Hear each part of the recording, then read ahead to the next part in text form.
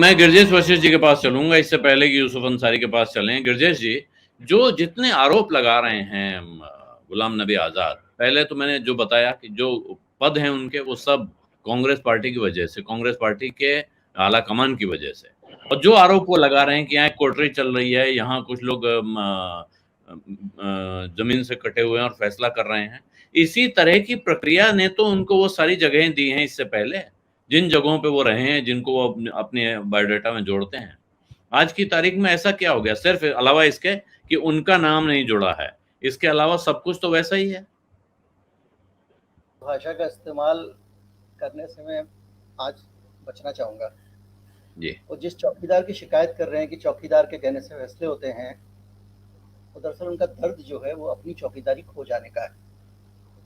गुलाम नबी आज़ाद ने पूरी ज़िंदगी उन्होंने अपना बायोडाटा खुद ही लिख दिया है। जो कुछ हासिल किया वो एक परिवार की कृपा से हासिल किया और गांधी परिवार की कृपा से हासिल किया, और उस पार्टी में जिसका जो भी अस्तित्व है वो उस परिवार के प्रति निष्ठाओं और नज़दीकियों के कारण है।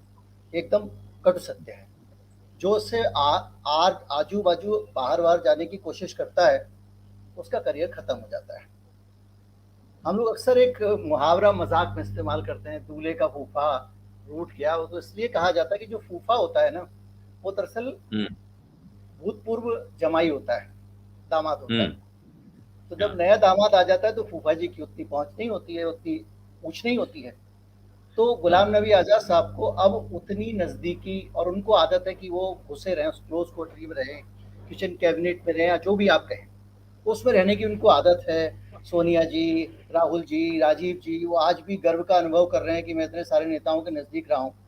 एक बड़ा सवाल है कि जिसका उत्तर उनसे पूछा जाना चाहिए कि जब अलीगढ़ में सड़कें पार करके राहुल गांधी और प्रियंका गांधी जाते हैं, उनके साथ धक्का मुक्की होती है, राहुल गांधी गिर जाते हैं, वो जूझ रहे हैं, आप पार्टी के वरिष्ठ नेता हैं, आप वहां बैठ के फूफा मंडली में बैठ के, वहां 23 लोगों की जो बनी हुई थी, अब उसमें 21 बचे हैं, सिर्फ बयान दे रहे थे। सोनिया अभी अभी पिछले दिनों देश की आज़ादी के नाम पे और देश के जिसको हम कहते हैं, जो एक नया नारा दिया कांग्रेस पार्टी ने कि भाई हमको आज़ादी की दूसरी लड़ाई लड़नी है, उसको वापस कायम करना है, वापस लाना है।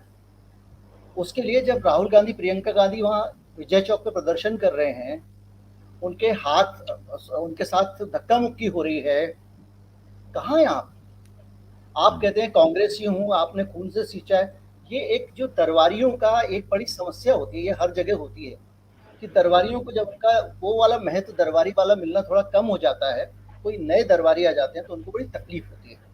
अब ये तो हुआ एक हल्का फुल्की एक इस पर टिप्पणी। अब इस पर आप थोड़ा गंभीरता से देखें, जिस राहुल गांधी को सबसे ज्यादा कोस रहे हैं, वो किस बात के लिए कोस रहे हैं? किस बात के लिए वो राहुल गांधी को पानी पी पी कर गालियां दे रहे हैं? वो उस बात के लिए दे रहे हैं जिसको आज देश का हर व्यक्ति चाहता है कि कांग्रेस पार्टी में वो परिवर्तन होना चाहिए। कांग्रेस में परिवर्तन, लोग कहते हैं कांग्रेस को बदल जाना चाहिए, तो कांग्रेस में क्या बदलना चाहिए? क्या नाम बदल देना चाहिए?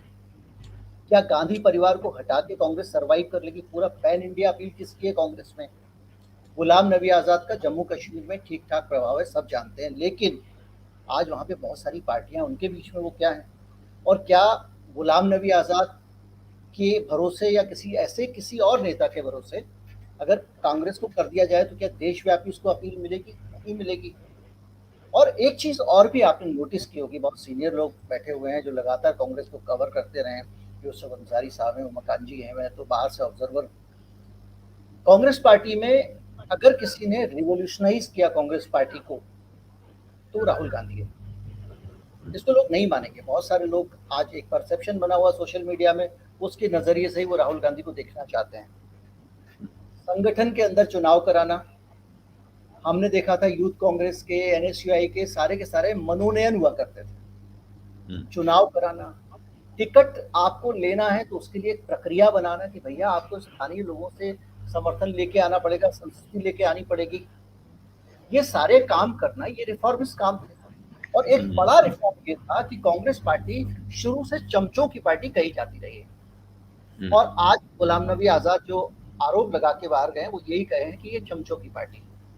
अंतर ये हुआ है कि वो जो पुराना एक चमचा कल्चर था, जो बहुत सारे लोग थे जो चापलूसी में लगे होते थे, जो नेताओं के आगे पीछे घूमते थे, जो गौरव अनुभव करते थे। अभी पिछले दिनों एक टेक्निकल यूनिवर्सिटी वगैरह का कोई अशोक गहलोत साहब ने जो है वो वहाँ पे राजस्थान में उद्घाटन किया, तो उसमें जो फोटो लगाई है उसमें राजीव गांधी के साथ खड़े देखे हैं।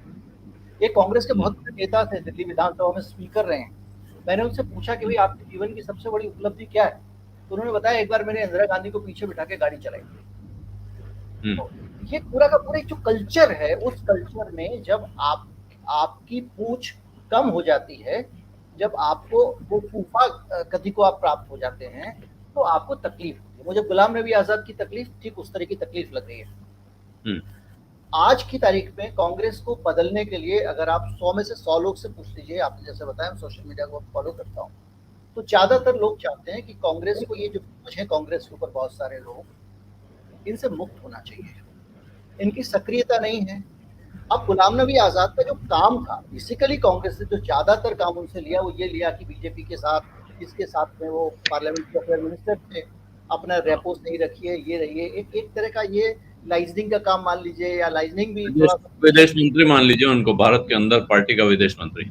हाँ, पार्टी के विदेश मंत्री। अब वो जो है उससे निकल के वो अचानक कैसे आज कांग्रेस की जो जरूरत है, आज जब वो एक विपक्ष में है, जब उसको सड़क पे संघर्ष करना है, जब उसको पदयात्रा निकालनी पड़ रही है जो उसको निकालनी चाहिए, जब कांग्रेस को लड़ना है, जूझना है, अपनी जगह हासिल करनी है, तब ये व्हाइट कलर वाले और ये ड्राइंग रूम पॉलिटिक्स और ये कंडीशनिंग में बैठ के बयान देने वाले सोफिस्टिकेटेड लीडर नहीं चलेंगे साहब। और आज जम्मू कश्मीर में भी उनका जो आधार है, अश्विनी जी ने कहा, एकदम सही कहा है, लेकिन मैं उसके बावजूद कहूंगा ऐसे लोगों का जितना भी जनाधार है उनके पावर में रहने के कारण है। और पावर इनको इनके अपने प्रयासों से नहीं मिली है, पावर इनको उसी चमचा कल्चर से मिली है। तो ये जो सिचुएशन है, इसमें ये समझना पड़ेगा कि ये वो लोग हैं जो आज की तारीख में, अगर मेरी राय पूछेंगे, मेरी निजी राय है, ये पत्रकार के तौर पर मेरा कोई विश्लेषण नहीं है, तो आज की तारीख में कांग्रेस पार्टी के हित में यही है इस तरह के लोग रूठ जाएं, बाहर चले जाएं। कितने नए लोग, कितने नए लड़के, कितने नए नेता लेकर राहुल गांधी ढूंढ ढूंढ के देश भर से आ रहे हैं, पार्टी को एक ताजगी देने की कोशिश कर रहे हैं। और जब वो बाहर हैं, आप कहते हैं मैंने 5 दशक तक कांग्रेस पार्टी के साथ काम किया है, सोनिया गांधी इलाज के लिए बाहर गई हुई है, राहुल गांधी के साथ है, उस वक्त आप उनकी एब्सेंस में इस तरह का इस्तीफा दे रहे हैं, तो इससे साफ लगता है कि आप जो है ना, वो जैसे पानी के बाहर मछली छटपटाती है, सत्ता के बाहर रहकर आप अधूरापन अनुभव करें, ऐसा मुझे लगता है।